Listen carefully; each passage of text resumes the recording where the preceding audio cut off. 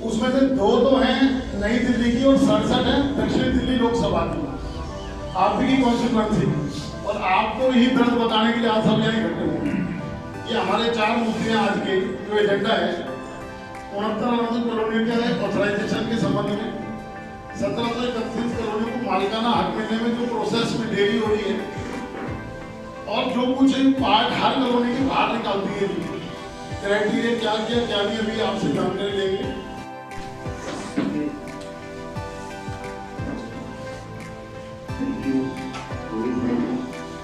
सम्मान के योग्य सभी रेजिडेंशियल वेलफेयर एसोसिएशन की आवासीय समिति के सभी पदाधिकारी गरीब लोग रहते हैं, 50 गज के, 70 गज के, 100 गज के प्लॉट में रहते हैं। उन लोगों को कसूर क्या है? जब प्रधानमंत्री जी ने कहा है 2022 तक हर व्यक्ति को घर देने का हमारा संकल्प है कि देश में एक भी व्यक्ति ऐसा नहीं रहेगा कि जिसके पास अपना मकान ना हो, चाहे वो झोपड़ी में रहता है, चाहे वो पाइपलाइन में कहीं पुलों के नीचे बसर कर रहे हैं गरीब लोग, हर व्यक्ति के पास मकान हो। ये प्रधानमंत्री जी का संकल्प था 2014 के प्रधानमंत्री बनने के तुरंत बाद ही।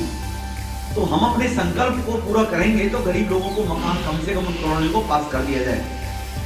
तो जो 50% से ज्यादा जिन कॉलोनियों में प्लॉट बड़े थे, 200 गज से, 250 गज से, 300 गज से, उस प्रकार की कुछ कॉलोनी आइडेंटिफाइड करने के बाद और एफ्लुएंट के नाम से उनको भी ये साधन संपन्न लोगों की कॉलोनी है, इनका डेवलपमेंट चार्ज देखेंगे जो भी होगा, और उनको डेवलपमेंट चार्ज भी सबसे एक तरीके के लिया जाए तो ठीक नहीं होगा।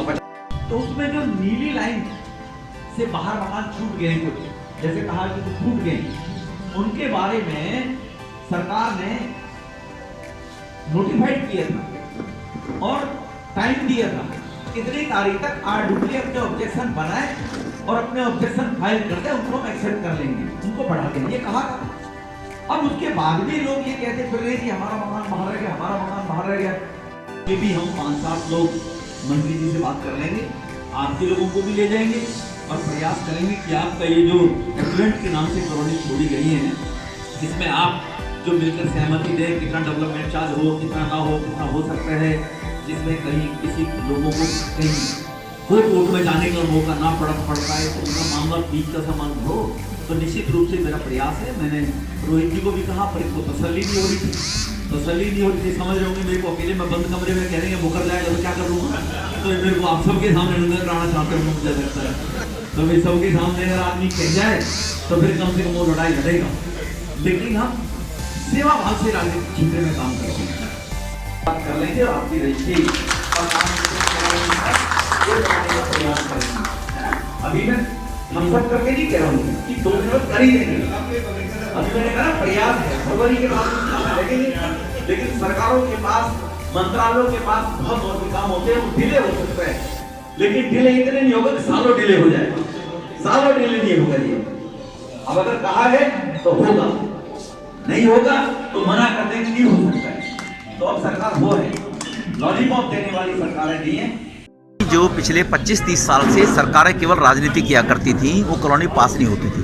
माने प्रधानमंत्री जी पीएम उदय योजना लेकर आए थे और सबको घर 2022 तक मिल जाए।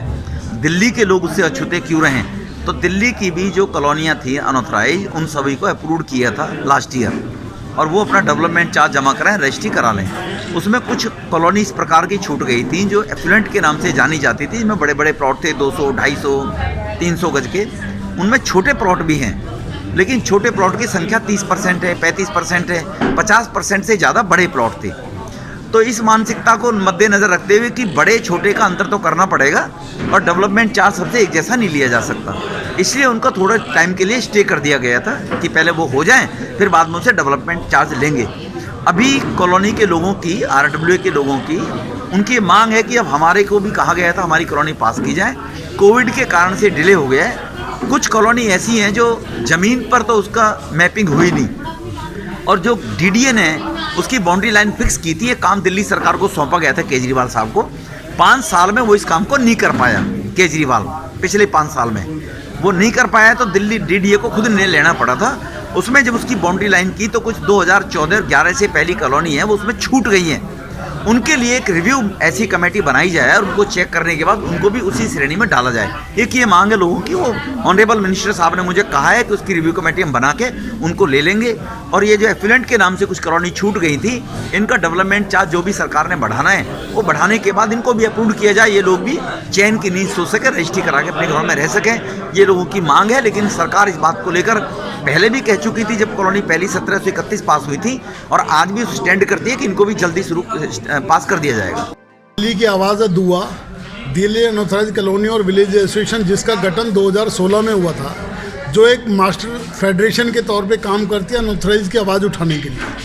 आवाज़ उठाते उठाते मोदी जी की कृपा से 1731 कॉलोनियाँ 2019 में मालिकाना हक मिल गया उन्हें। उसी लिस्ट में से 69 कॉलोनियाँ रह गई थी, जिनकी आज हमने चाय पे चर्चा का कार्यक्रम रखा, और जो हमारे स्थानीय सांसद हैं श्रीमान रमेश बिदुड़ी जी, उनके साथ 70 RWAs ने चर्चा की कि भी हमें भी उसी कैटेगरी में डाल के हमें भी मालिकाना हक प्रदान किया जाए। उसी के तहत ये कार्यक्रम किया। क्या आश्वासन मिला आपको? कितनी उम्मीद की सांसद जी ने आपकी बातें सुनी? और ड्यू टू कोरोना पीरियड 8 महीने से दुआ भी कुछ नहीं कर पा रही थी और कहीं भी कुछ नहीं हो पा रहा था। सांसद जी ने पूरा आश्वासन दिया कि लोकसभा अभी स्टार्ट हो जाएगी, उसके बाद जो माननीय हमारे मंत्री जी हैं शहरी विकास हरदीप पुरी जी से, उनसे मीटिंग करके इस 69 को भी मालिकाना हक देने की तेज़ रफ्तार से काम किया जाएगा। आज की मीटिंग से कितने संतुष्ट हैं? आज की मीटिंग से जी वो 100 में से 101 नंबर तो नहीं दे सकते, पर हाँ 100 में से 100 संतुष्ट हैं। नहीं, और मोदी जी की कृपा से जिससे ये 1731 कॉलोनी जिन पे कितनी राजनीति हुई, लेकिन इन्होंने मालिकाना हक दिलाया। और अब DDA से रजिस्ट्रीज भी इशू हुई हैं, लेकिन कुछ इश्यूज थे जो हमारे थे दिमाग में, कुछ डाउट थे हमारे, जो हमारे सांसद साहब ने आज टाइम निकाला।